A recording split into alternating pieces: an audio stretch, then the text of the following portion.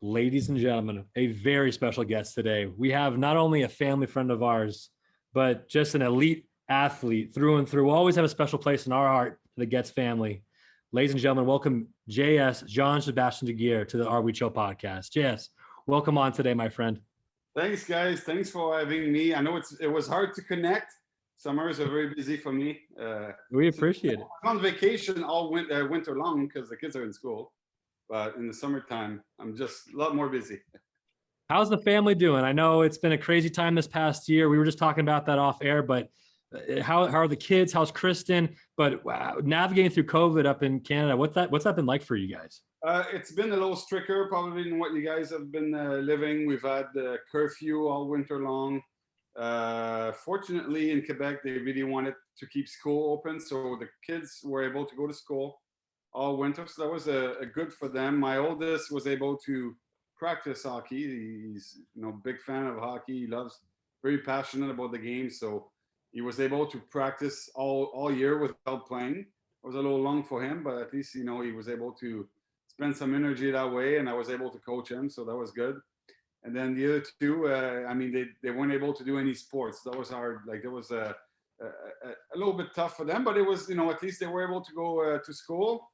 We took advantage of the beautiful Montreal winter, which is can be harsh for you South guys in California, but it was nice. For us, we had nice snow, lots of skiing, a lot of I made my ice rink in my backyard, so we played a lot of hockey as a family, and it was a lot of fun.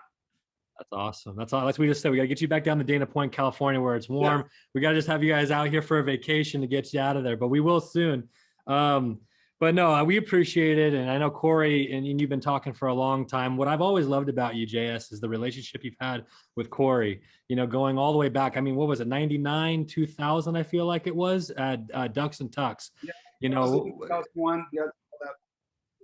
Yeah. And we were cracking up, and it's gonna be funny for you to reminisce about this, but I remember, I don't even know if you and Kristen were even married yet, but you came to our house in San Juan Capistrano.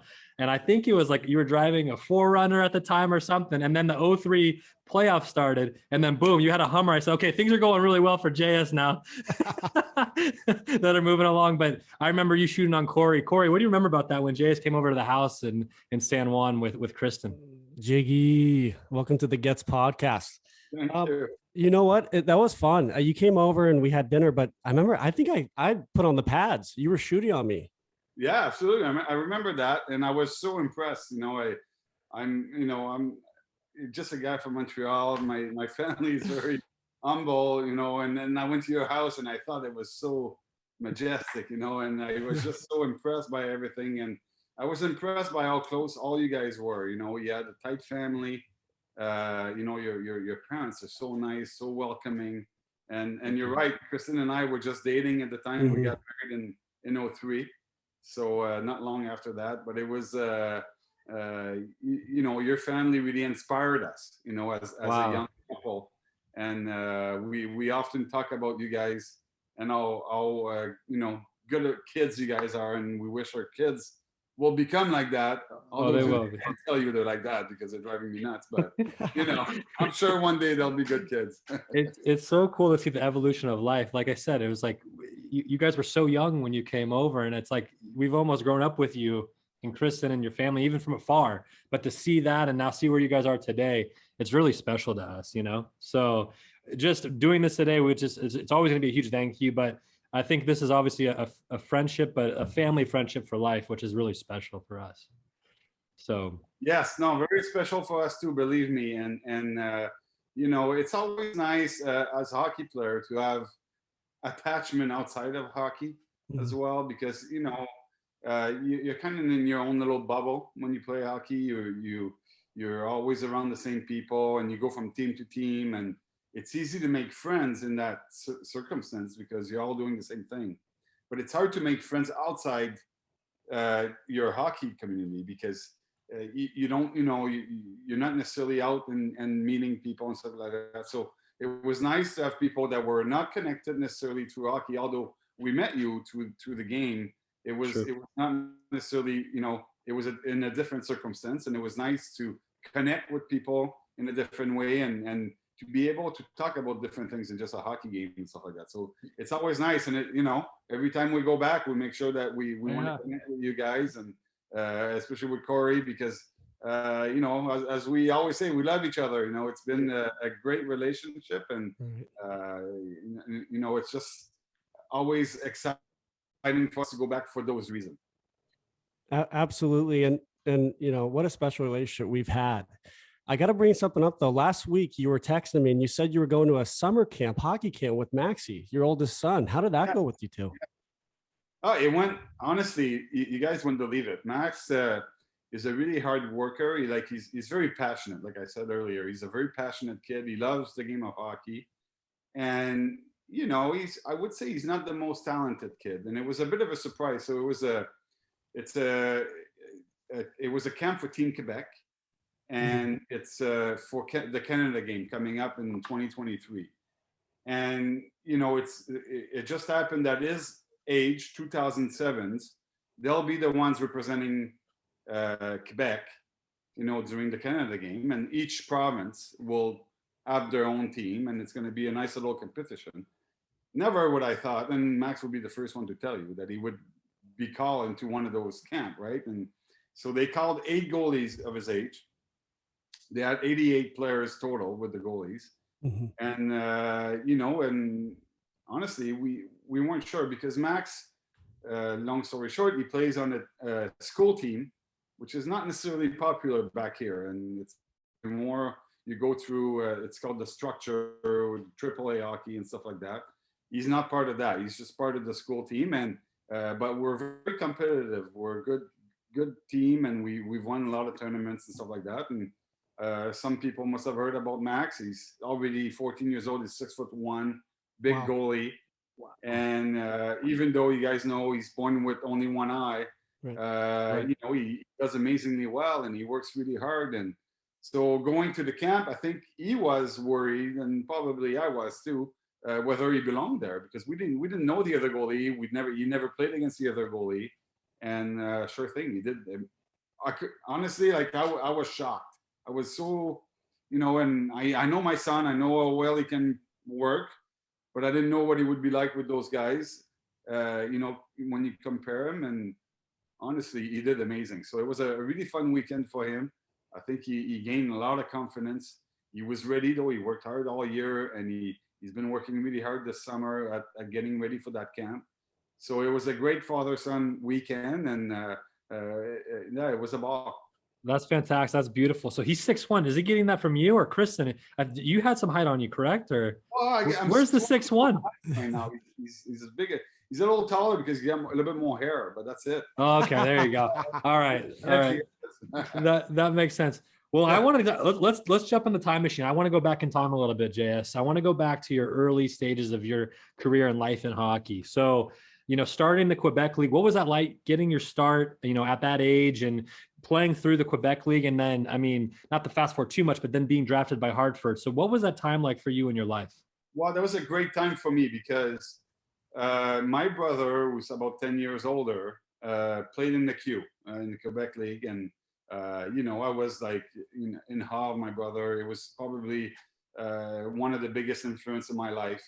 And he was drafted by the Toronto Maple Leaf at the time, and so really gave me the drive to want to get there and play for in the Q, and ended up playing at 16 years old, which is very young for a goalie to play in that league, and played for the Verdun Collège Français, they were called, and that was fun. There was so we lived right downtown Montreal. We were the whole team in the dorm, just eating the worst food.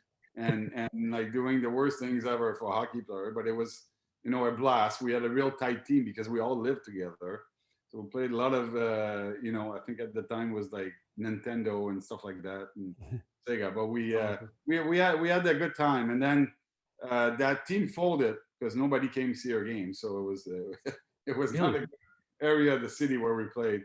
So the team folded, and then Halifax Moosehead, which was the expansion team. They were a new team in the league, and they ended up buying me.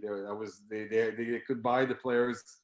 They ended up selling all the players and stuff. So they bought me. I was the first player ever with the Mooseheads at the time, and the Mooseheads were a new team, but they were also in a new province. It was different. All the teams before that were in Quebec, and now Quebec, the league wanted to expand outside and go get the Maritime province, and it's been a real big success for the league. Like they now have 6-7 teams there, and they're probably all doing better than all the Quebec team together. So it's and then coming here, I couldn't speak English, so it was nice for me to come here, and I'm still terrible in English, but at least You I sound can great. communicate a little bit. And I met my wife too here, and as I was telling you guys, I'm at my cottage right now, which is in Nova Scotia. So I have strong ties here. My wife, obviously, who's from here, we love to come back. See, that's crazy. I didn't know you met Kristen up there. I assumed you met Kristen in California. That's awesome. No, she's from here, from Halifax. Wow. We met my last year. I was 19 years old at the time. Wow. Like crappy little bar, and I was actually dancing, and Beautiful. She saw the jiggy. She saw the jiggy, baby. Come on now. She saw the jiggy. No, she's the sweetest. And then she's a saint. She is. And then getting drafted. Talk about that. I mean, what was that like? It must have been an amazing day for you. That was an amazing day. It was in Edmonton, the draft. And it was the first time. My parents took the plane to go to Edmonton. So it was like the whole weekend was kind of surreal. It was an experience for everybody. My family included. So my parents would never experience anything like that. So it was amazing. It was a very strong year that year for goalies. It was Marc Denis. It was Marty Biron. There was anyway. There was probably 4, 5, 6 guys that got drafted in the first 2 rounds that were goalies. And anyway, I got drafted by the Whalers, 13 overall, but I didn't expect to get drafted that early. I was hoping for a little after that. I was hoping to get out in the first round. I didn't know if they were going to take some of those other guys before me or not. And I never even talked to the Whalers. I didn't know they were interested. So I never even heard my name when they said it. My dad heard it, and he was very excited. But it was a fun weekend, and something I'll never forget for sure. Jiggy, I got to bring up. So every hockey player has someone they look up to throughout their childhood, and for you, you were born in Montreal, born and raised. There's a certain somebody that you looked up to, and I know who it is. And I mean, an incredible goalie. Can you tell the audience, who that was and how much he meant to you?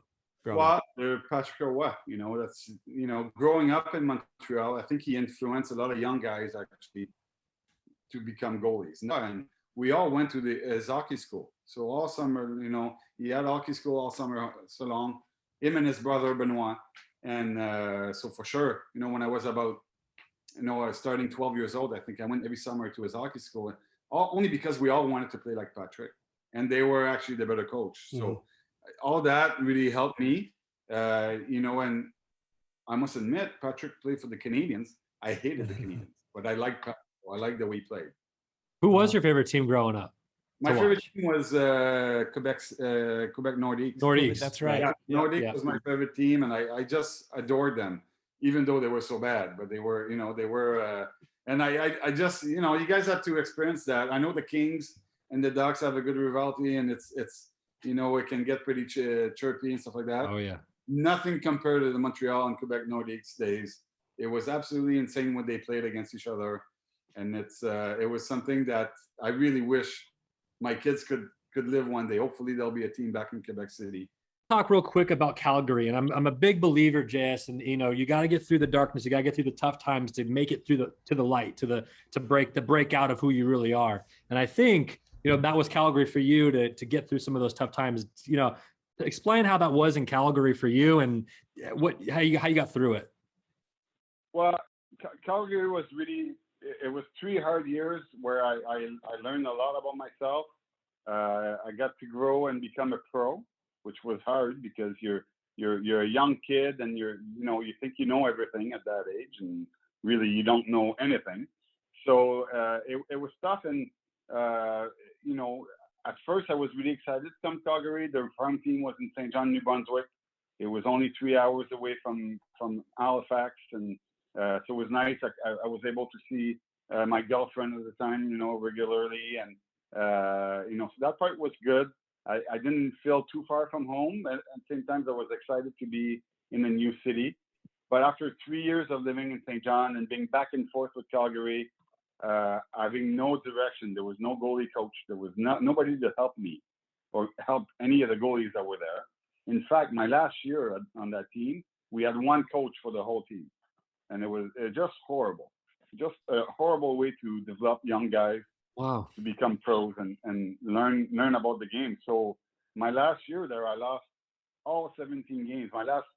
The last 17 games I played, I lost them. Mm-hmm. Got pulled about 8 or 9 of them, and Mm-hmm. was getting booed every game I played. So it was extremely difficult, but at the same time, I became a much better goalie because of it, a much better person. I grew and I became a pro. And then this is when I got traded to Anaheim after that. And that was a welcome relief because I needed help and I got it there. But I also needed to take my life in charge and my game in charge. And, that's when you learn that you're not just a kid anymore and you need to go and get your job. And it's a job and you need to be prepared for it. And you need to be a real pro about it. And it was hard to learn, I think. Mm-hmm. And I gotta bring up that transition from Calgary to Anaheim. You had met someone special, and that was your goaltending coach and mentor, Francois Allaire. You had brought him up. How much did he mean to you? Yeah. I mean, he coached like Patty Waugh, all these great goaltenders. How much of an impact did he make on you in your career? I mean, the biggest impact, besides probably my parents and my brothers and sisters that supported me when I was young. Meeting Francois was a game changer in my life. Right away, as soon as the first day I met him, and he called me. They traded me July 1st, for a second round pick, and it was a bit, a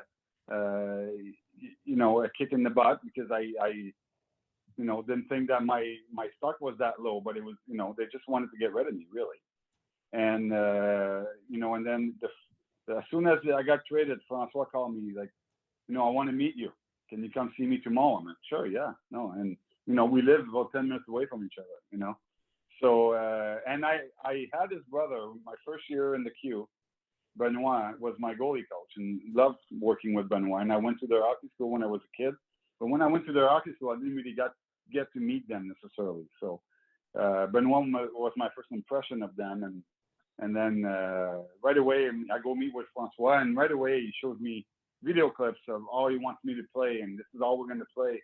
And he's already talking to me about winning the Stanley Cup. I'm like, wow, okay, like this is a different level here. And I got out of there after an hour and a half, and my head was already clear. Like I knew all he wanted me to play, and it really fit the way I wanted to play, but I didn't know necessarily how to put it in words and how to bring it about. So it was amazing to be able to see it on the video and, yeah, this makes sense, and this is why we're going to do this, and this is why we're not going to do this, and so it was an amazing, an hour and a half, and then he asked me like, I want you to come and practice with me next week. So it really right away from the get go, he took me into charge, and it was a nice welcome. It just shows from business into life and even hockey, when you have that coach that believes in you and that they're inspiring to your soul. Isn't that an amazing difference from where you were up there and then coming down to Anaheim? It just makes a world of a difference, right? It makes a whole of a difference. And Francois will always tell you, I put in the work. I was never afraid to work. For me, working was always in my DNA. I love going on the ice. I love challenging the guys. And, practicing was always a joy for me. But you need to have direction. You need to know where you're going. And I think Francois really brought that into me. And tell you what, he helped me a lot in my career, but he was tough. Every time he was there, it was really, really hard. We always put in a lot of extra hours on the ice when he was there. Probably took a toll on my body, but he gave me a hell of a career. So I'll forgive him for the toll on my body. I got to make it one comment on that. So a lot of people have said that you were the type of guy who treated every practice like a game. You worked your ass off. And all your teammates were frustrated shooting on you because you'd stop everything. I mean, you worked hard. So, I mean, you put the extra hours in, and that's great that Francois could kind of guide you in the right direction. Well, Francois' philosophy, and mine is today too, is every time there's a puck coming towards you, you have to do anything to stop it. This is, and whether it's a game, it's a warm-up before the game, it's, a pre-game skate or a game, you just got to do everything in your possible to make the save. And, this is, sometimes I felt bad because I could see some guys who were struggling. Like they were lacking confidence. And I was like, maybe I should, lit up a little bit and let him score a few goals. But, it's your own confidence is so fragile that you can't do that. And then you get affected. And, so at the end of the day, I figure, you just got to work at, if a guy's struggling, he's got to work at scoring, and he's got to work at scoring against a guy that really is working at making saves. This is how you're going to get better. I always thought, and especially if I was facing Timu or Paul Terria and all those guys, I would do everything impossible to make a save. And you can ask those guys, like, it's just I would do anything because it was such a joy to stop them. That's awesome. It was funny, Jess. Dusty, Corey, and I were talking. You had an interesting set of coaches. So you start with Babcock and then Carlisle. Some tough cookies. I mean, let's be honest. Well, so bless your heart. So what was it like first and foremost playing for Babcock back in 03? What was that like for you playing for Mike? Mike was an interesting guy. I really enjoyed Mike. He was a tough guy, but he came in prepared. He knew exactly. A guy that has tons of confidence. He's, some would say a little cocky, but when you know what you're doing and what you're talking about, and you come in prepared, then I think you can be that way. And honestly, like he was a rookie coach at the time, but it didn't show. We never got out coached, and he was a guy that was very confident in his own skills. And in 03, when we go all the way to the final, I think he had a big deal in that. He made sure that we played the right way. We weren't a team with extra talent. We just had a team that played the game really well defensively. We tried to capitalize on our scoring chances, and we had solid goaltending. So it was, good all around. And I really enjoyed playing for Mike. And what I appreciate about Mike, a little side note, he knew everybody's wife, he knew everybody's kids, he knew, their dads and their parents if they come. He would go and talk to them, which is rare for a coach, and you don't necessarily expect that. And I wouldn't necessarily be against a coach not doing that, But I thought it was a nice touch that he knew every kid by name. He knew, that he wasn't embarrassed about going to talk to your wife and stuff like that. And his wife was also in the wife's room talking to the other wives. So it can maybe be risky. I don't know if he was still like that when he was in Toronto, but I know when he first came in Anaheim, it was a part of him that I liked, and it was because of him that we got to go on dad trips. Like, our dads were invited on the road trips and stuff like that. He was the one that brought this into the NHL, and I thought that was such a genius idea, because he wanted to know where his players were from, and who were their parents, and who were their dads, and he figured. He told me, he's like, who doesn't want to play well in front of their dad? So I can't really lose by inviting all the dads over. Everybody's going to do. We might not win, but at least everybody will give it their 100%. That's all I can ask. So I thought it was a great way to coach. It's unfortunate what happened to him in Toronto, but at least he's, for me, it was a positive experience. It's funny. They talk about the Vegas Golden Knights in 18 going how far they did, being the misfits. I believe you guys were in 03 were the original misfits in my opinion. No one had you picked. There was no one betting on you. I remember I was a freshman in high school when you guys first started against Detroit in that first round. Let's kind of walk through those rounds real quick in 03. And of course, Jiggy, in my opinion, not just because I love you, but that in my opinion is the best goalie performance in any playoff run of all time, in my opinion. Okay. And I still feel that to this day, that was your performance to this day is the best performance in 03 by a single goalie performance. That's just me. But Wow. I'm blushing right now. But. well, I can tell. I can tell. But so to go against the big, mighty Goliath of the Red Wings in that first round, intimidating. What was that like to walk in, not being the favorites at all, and no one knowing who you guys are? Talk about that round real quick. Well, what's not talked about often is that from Christmas on, we were the third best team in the league. We really learned to play the right way. We had made some good trades. So we had a solid team by the time we came into the playoffs. And I told you the first day I met Francois there, he told me, he was talking to me about the Stanley Cup. And I thought he was crazy. I didn't even think, I was just trying to play in the NHL. And there he is talking to me about the Stanley Cup. But his message was always, you will be ready when your team is ready. And I'm like, okay, and we'll see. But, I met him in 99. And then you go 2000, 2001, and then you go on. And every time I see him, he comes in every 2 weeks, and he's there for 2 weeks, and he comes in and, you'll be ready when they're ready. And you'll be ready when they're ready. And then, you start to believe that and stuff like that. And then sure thing, there you are against the Red Wings in the playoffs. And, I'd like to admit that I felt like I was ready, but I didn't know that I felt I was ready. I don't think anybody in that dressing room would have told you that we would beat the Red Wings. All we wanted to do is really not get embarrassed. I mean, they had 11 Hall of Famer on that team. I mean, it's, it was one of those, like, we're just going to try to go in there and not get embarrassed, try to, get some experience, because life is about experience, and you try to, bring this into your bag, and hopefully that experience will serve you one day, right? And I think they scored the first game in the first 2-3 minutes. It was like they were everywhere on the ice. It was really just amazing how well they were playing. And, they scored, and I was like, come on, I just don't, like, it sucks. I mean, like, we've come so far, and just don't want it to be like that. You want it to be a tight game and stuff. And sure thing, it went to overtime. You end up winning and stuff. And then they gave us a lot of confidence that, at least we could beat them. And on and on, we beat them in 4. Nobody thought that would have happened. And I won't sit here and tell you that I thought that's the way it was going to go, but it was a fun series. Joe Louis Arena at that time was such a tough place to play. It always was, especially in that round. I can't imagine. I remember when, I believe, was it Robitaille that hit the post, and you found that wet watermark, and you're you're saying no. That's an iconic moment right there. I remember that. Well, yeah, you're right. The Joe it was a tough ring to play in.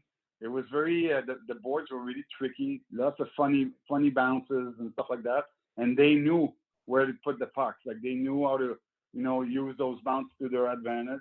And they had obviously Detroit, self-proclaimed hockey town and in the U.S. and I think they have passionate fans, like it or not, and they had an amazing team.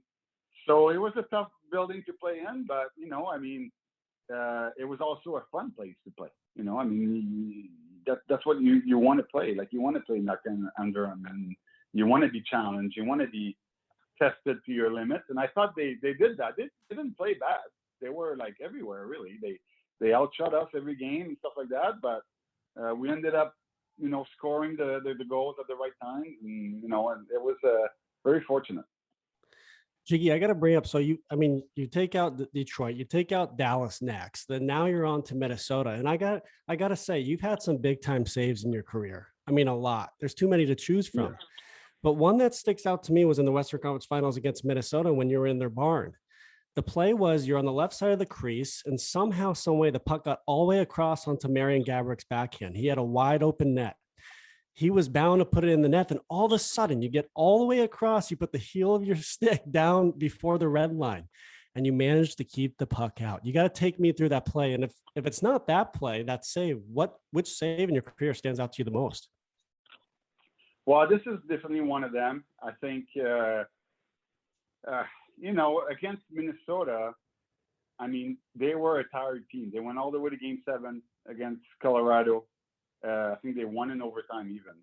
And so we ended up being rested. We waited for them for over a week, and we were well prepared. And honestly, my hot streak just kept going. The puck just kept hitting me. And, sometimes you get in your bubble as a goalie, and you guys have never experienced that, but every goalie that's played know that feeling. You're kind of inside a bubble, and nothing you can do that can go wrong. And the puck will hit you no matter what. And I often say when I make a spectacular save, it's because I just made a huge mistake. And probably that's what happened. I remember exactly the save. I don't remember exactly what happened. I think there was a deflection and stuff like that. And I just, you're in playoff mode and you just dive, you're desperate, and you're lucky that, Gabrick would score 98% of those goals, but, he was just, didn't raise the puck. I got lucky, and, but, I always believe you create your own luck. If you just stay where you were, then you don't make the save. If you just do a diving save, you try, and then you end up being lucky, and that's just because you decided to go across. Our dad always says the harder you work, the luckier you get. So I think that's a true statement. That's exactly it. Yeah. I agree with that. That was amazing. And then we kind of fast forward through New Jersey and in a long 7-game series where, like you said, everything that was touching you were saving. When you're hot. And to kind of jump all the way to the end, being the very few, maybe there's one other person that's won the Conn Smythe on a losing team, I believe. And for you to do that is still, again, ingrained in history. What stands out to me, JS, and again, we were all emotional in that when that was happening. I remember I was in the kitchen with my dad watching you accept that, and we were all crying and watching you. And what stood out to me too, Steve Ruchin waits for you on the ice. Talk about Ruchin and that character of his waiting for you after that moment, because that will always be ingrained. If it's ingrained in my brain, it's going to be ingrained in yours. How Ruchin, and there's a hostile crowd. It was a very, it was not the best feeling to stay there and waiting for the commissioner to give me the Conn Smythe. And it's a very bittersweet moment at the time, more bitter than sweet. And, for Ruch to do that, it shows you what kind of person he is. And I have the utmost respect for Ruch. He's a good friend of mine. He was a great leader. He was always behind Paul and Timu, right? He was the guy that played with the two. And but inside the dressing room, he had a presence. He was that's why they gave him the C the next year, and that's why he was much more of a leader than people will give him credit for. And for him to do that, I'll never forget. It's the same thing when Timu came and got me my last game in Anaheim. It's something you don't forget. It's when you go all the way to Game 7 to a Stanley Cup final, the chemistry of a team is just so important. It's one of the most important things, and we had that. We had something special, and I hope we're the 20th year anniversary is coming up soon of that team, and hopefully the Ducks will do something to. Even though we didn't win, I think we did something very special as a group, and it would be nice to see all those guys again. Completely agree. Go ahead, Corey. I get myself off mute. So let's move on to 07. I think arguably, I'm pretty biased, but I really do believe that 07, arguably the best Stanley Cup team in NHL history. I mean, the hardest team to play against. I'm telling you, that the meanest and most nasty big team that can score and do it all. From offense to defense and goaltending, you guys were stacked. You were, and I love what Berkey did. He picks up prongs in the offseason. All he does was just pick up Brad May in the deadline. Not a lot, yeah. But you guys were just unreal. What a run. I want you to talk to me about winning the Stanley Cup. What was it like hoisting that cup over your head and just to do it with your brothers, your family, of your teammates, and just to have your, Kristen there and your newborn son with Maxie on the ice? Yeah, well, all this was amazing. Never what I thought, and I played, when I was a kid, in my hometown, I played so many street hockey games. That's all I did, and in the summer it would be in the street, and the winter it would be at the park on the ice, and it was every day. I played with my buddies every day. We played. That's what we do here, and always we played for the Stanley Cup. That was our end goal every time. And I've won it many times as a kid, but I never thought it would actually happen to me. And it was an amazing feeling. And we talked about 2003. I couldn't, I think that was a great experience for me. At the end of the day, when I looked in 2003, I think Marty Brodeur had an edge. He was better, like he was more prepared. He had been through it before. And, when we went to 2007, I felt like I had an edge over Ray Henry because I had been through a final before and I knew what to expect. I knew what was coming. I knew all the questions that would be coming at me from the reporters and stuff like that. So that was my personal side of it. As far as the team is concerned, you're right, Corey. We had a team that could play against anybody. You wanted to play tough, we could play tough. We wanted to play a skill game, we could play a skill game. We needed to win a game 1-0. We had the team for it. We needed like 5-6 goals. We had a team that could do that as well. So it was an amazing team. We were well built. Berkey, like he said, did an amazing job.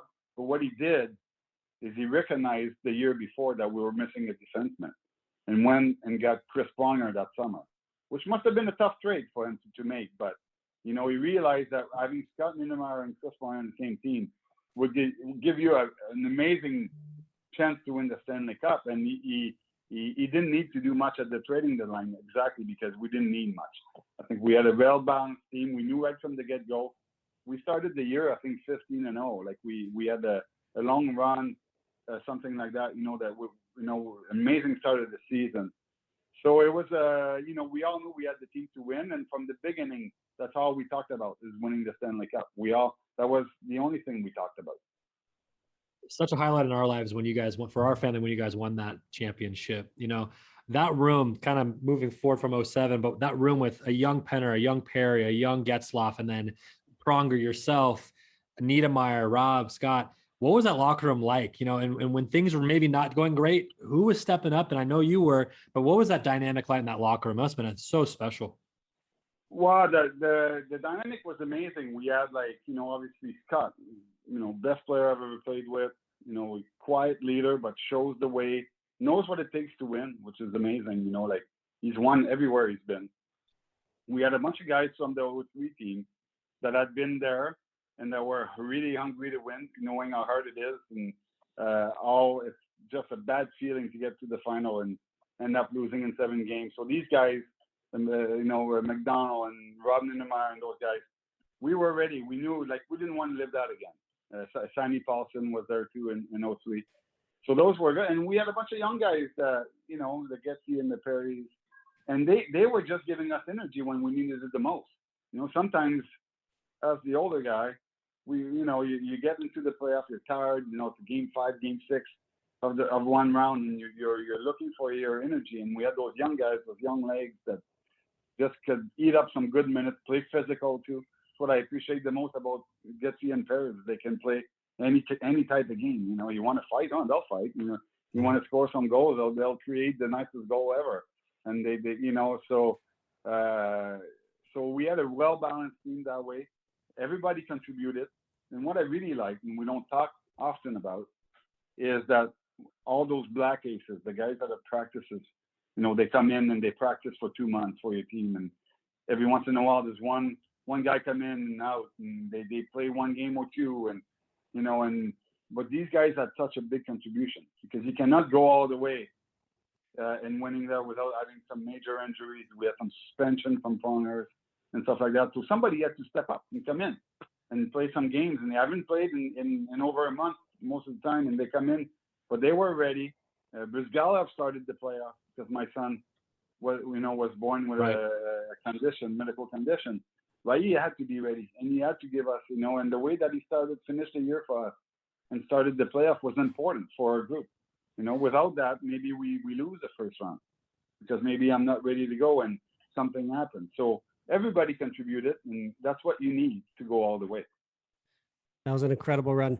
Jiggy, I got to transition real quick, and I got to bring up, you already brought him up, Corey Perry, Pears, the worm. So Pears has overcome some knee injuries, and look at what he's done. 2 back-to-back Stanley Cups. He's played Tampa back-to-back. Yeah. And he goes to Montreal, in the city you live in. He takes a guy like Cole Caulfield under his wing and is like the Getzlaf to the team as a leader. So what was it like to have Pears in your city playing for the Habs? But did you talk to him much throughout the season and playoffs much? I know the playoffs can get a little hectic. Yeah, those players are hectic, and I didn't get a chance to contact him. I don't think I have the right number, so I texted him, but he never get through, or he didn't answer me anyway. But no, it was weird. It was strange to see him in a Canadiens jersey, and honestly, like he signed here as an extra player. You know, he didn't start playing. You know, and pairs being pairs, I think when you corner pairs, and you put him in a corner, they'll find a way out. And like you see, the warmth, and he's got so much character that he wasn't going to accept not being a regular on the team. And not only he didn't not accept that, he ended up being one of the most important players in the playoffs, because he's one of those guys that just when the big moments happen, he'll be there, he'll be in front of the net, he'll be annoying to the other team. So he was really instrumental to the Canadiens, and many people are very, very mad. Not at players, because they understand it's a business, but they're mad at the team that they weren't able to sign him and keep him on the team, because they felt that with all the young players that the Canadiens have, he's a good influence. He's the type of guy that really can show them the right way, how to win. But, it's hockey, and sometimes you move on, and, if you can beat them, you just join them. Yeah, that's right. Won against Tampa Bay 2 times, so might as well join them now. That's right. Well, we should bring up when we were watching the end of the last game when Tampa won, the handshake line. We noticed that Pears and Coops were talking for about 5 minutes. I think Cooper was the kind of like trying to get him on the better side. I don't know if you saw that, but I think there was a little bit of negotiations there at the end, and he convinced Perry to come on the team. Well, he's the type of, Tampa Bay obviously should be the favorite again for next year. Why not? They have a good team, a good core. They know what it takes to win. But when you can add a guy like Pears at the salary he makes, it's a bonus. He's right. a guy with experience. He's never going to hurt you. He's not. I think he's happy to be on the fourth line role. He plays about 10, 12 minutes a game. Sometimes he'll play more because a guy got injured. But it's the type of guy that will give you everything he got every night. And he's got a good influence on young guys.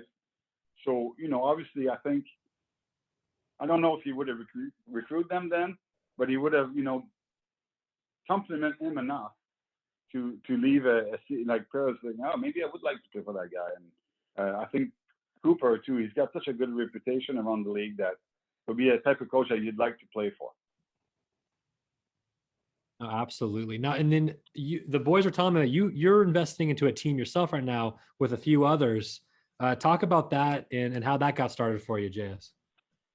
Well, it's been a tough year for our team, but no, it's been good. It's my hometown team in the queue, and so Joël Bouchard, who's now your head coach in the AHL team with the Gulls. Yep, San Diego. So I played with him my first year in the queue when I was 16.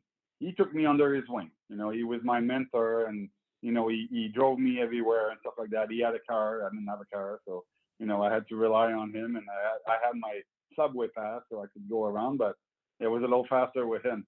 Anyway, but he and I've always been in contact with him. He played in the NHL as a defenseman, and we worked out together. We have a lot of mutual friends. So he approached me. He's the one that brought the team there. He built the rink with one of his buddy and got the money from the government to build a nice building there, and approached me to see if I was interested in investing in the team. And it's been a good experience. I think I haven't been around enough. I've been really focused on my kids. I want to make sure that I coach all my kids and that I spend as much time as I can when they're young. So maybe eventually I'll spend more time around the team. But we go to a few games here and there with the boys. They love going. It's always a fun time, and we've been lucky. We've always had a good team. We're the Montreal team, so we have a big region. Where I think the hardest part in the queue is getting players from either Europe to come play or the US, because it's obviously all in French. Everything is in French. Montreal being a bigger city, you'll find more English people, so it's easier for an American to come, and so that's helped us a lot. And we do, to help the players, the French guy, we do everything in English around the team. So they hear English so that when they go into a training camp in the NHL, that they know exactly what's going on. That's fantastic. It's cool to look through that lens, from a different perspective. That must be fun. And we're excited to have him down in San Diego. I think he's gonna be a great coach. He's already said a few things that are awesome down here. So he seems like a good, he's not afraid to say what's on his mind. You better be careful what he says. But no, honestly, he's an amazing coach. You know what his best quality is he knows how to communicate to young kids. And he doesn't have kids himself. Like he's one of those guys. He just really focused on what he's doing. He's very passionate about hockey, but he's a very good communicator with the young guys. And from what I hear and what I see, the young guys seem to like him. They seem to play well with him. And anybody that came through our team, like anybody else around the league, when you talk to them, they tell you like, "Oh, you guys know how to play the game. You know how to, there's the Armada way." And your team really know, like they go, and when we traded our players and stuff like that, they knew that those guys would know how to play the right way. We love that. I think Dusty, you had a question for JS? Yeah, I'm usually brought in at the end.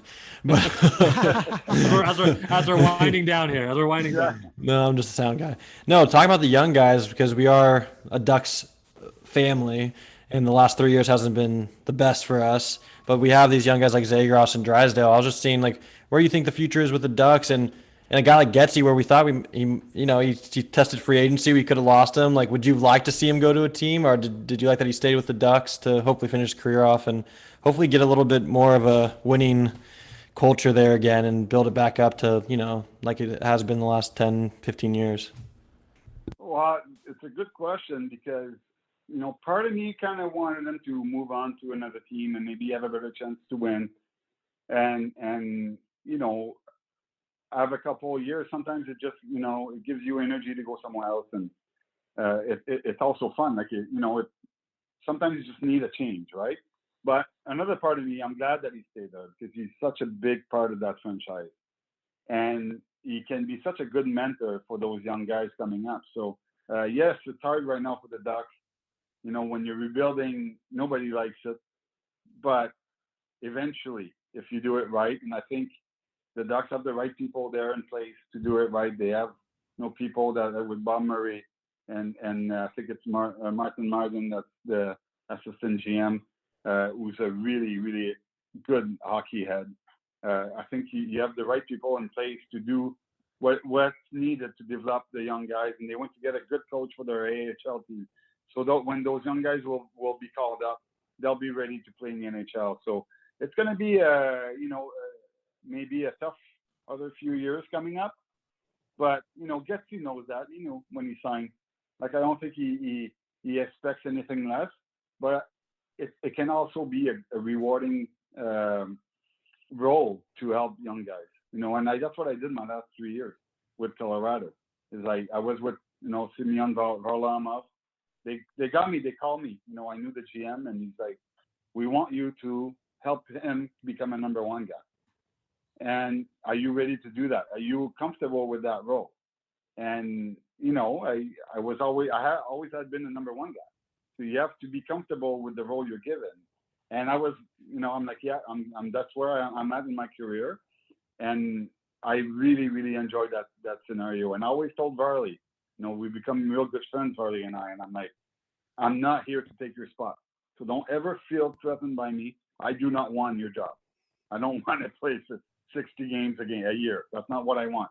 I'm here to help you when you're struggling. I'll help you. I'll play a few games, whatever, but I'll be hoping that you come back soon because my body can take it.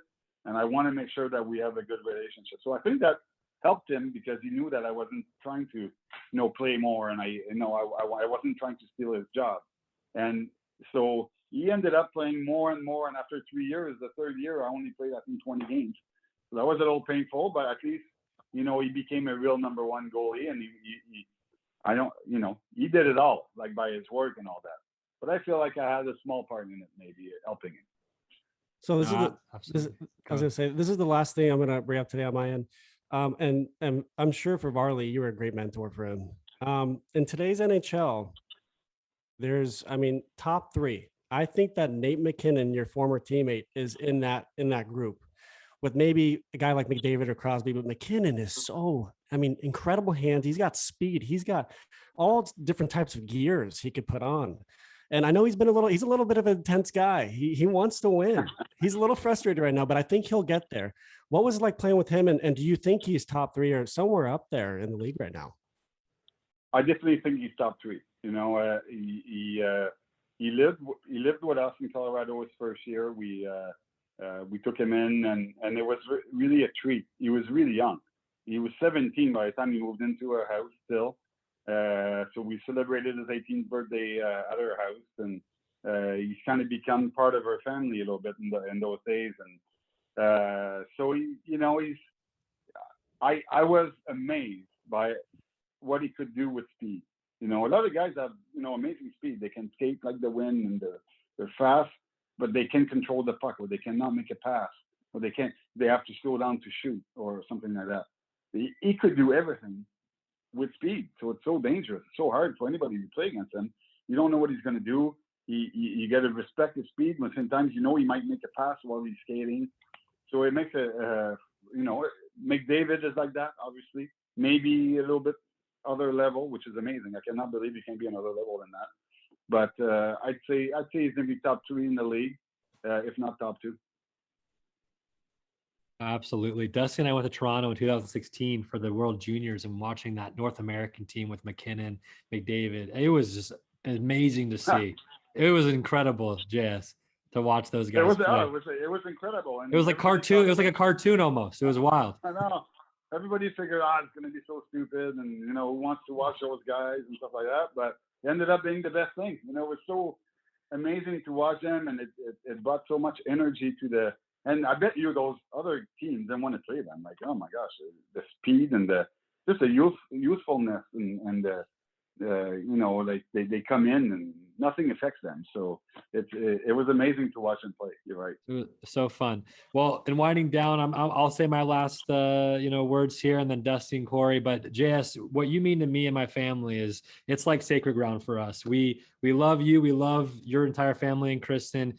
But we've really kind of grown up with you since those early days, and you're not just a great athlete, but you're an amazing person. So I've always said we will be family friends for life, and I just can't thank you enough for today and just being there for Corey and all of us. But you're an amazing guy, and I fully appreciate you. So thank you for this. Well, thank you very much. I'll do anything for your family. I hope to see you guys soon in person. Whether we see you guys in California, or don't be shy to come to Montreal too. Oh yeah. You want to change the scenery, maybe see some snow every once in a while. Yeah. You can come to Montreal, or Nova Scotia is nice too. It's all the way on the other side, on the Atlantic. So it's a little colder than what you used to, but it's a nice people, and it's a friendly area. But anyway, I can't wait to see you guys. I just want to start traveling myself. I've been with my kids for the last year and a half, so I need a break. There you go. Hey, we'll bring the skates up. We'll recreate those 7 Cup up in Nova Scotia with you, baby. Let's go. Yeah, that's right. Yeah, that'd be nice. Dusty? Oh yeah, just thanks for the time again. It was really fun, and appreciate it. Yeah, hopefully Montreal. We've been to Toronto and Vancouver, so we need to get to Montreal now. Okay, no worries. Yeah. Sorry, I know you're the sound guy. Sorry about all the kids screaming. No, you're good. It worked out. I have Bobby and Corey screaming my whole life. They've been screaming at me. They obviously have no supervision. I don't know. So what I gotta say is, Jiggy, you're one of the most humble, selfless people I know. And you're not only one of the best goalies that put the pads on the NHL, but you're an even better person off the ice. And you've been so supportive and loving throughout my childhood for me and my family. And I'm forever grateful for the friendship we've had. And I'll tell you what, the Getz family is always going to be here for you, Kristen, and the boys. And when the border does open, I do plan on coming out. So I got my eye on Toronto, Montreal. And the second stop, would love to connect with you all and give you all a big hug. It's been too long, but we love you all so much. All right. Well, that's, your family means a lot to us too. Like I say, your parents were, a great example for me and Kristen. How they raised their kids. It's all we wanted to raise our kid, and be a tight family and support each other. And hopefully that's what we're doing. They love to beat each other up, so I'm not sure. No, then you're doing great. Right? Doing awesome. Yeah, that's good then, right? Well, but, and like I say, I can't wait to see you guys, whether it's over there or here. But right. we'll find a way. Well, JS, on behalf of the ROH Show podcast, thank you so much for today, and we'll see you very soon. Thanks, you guys. I'm sorry about the bad connection, but I'll work on that. Try to get something better here. We love you. We'll talk to you soon.